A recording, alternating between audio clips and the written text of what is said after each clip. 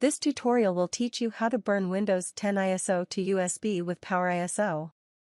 Before getting started, make sure that you have the ISO image file of Windows 10 and your USB drive is at least 8 GB in size. The most important thing, PowerISO will erase all data on the USB drive when creating the bootable USB drive. Make sure that you have backed up any important data on the USB drive before starting the process. The free version is enough for a bootable USB creation. Download and install PowerISO. Be cautious during the installation. Skip installing suggested unwanted programs. Insert your USB drive into your device, and open PowerISO and wait for 5 seconds if you have the free version. After 5 seconds, click on Continue Trial Version. Click on the Tools menu and select Create Bootable USB Drive. Click OK to grant it administrative privileges. You will again wait for 5 seconds for the next step.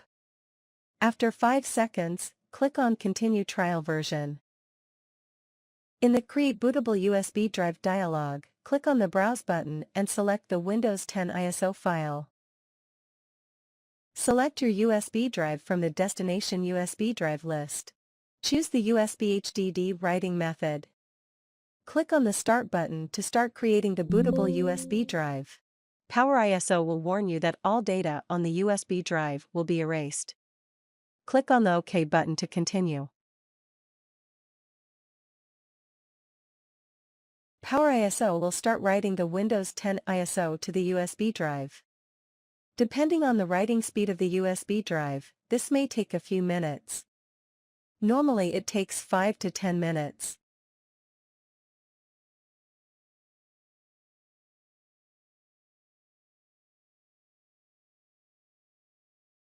Once the writing is complete, click on the Close button.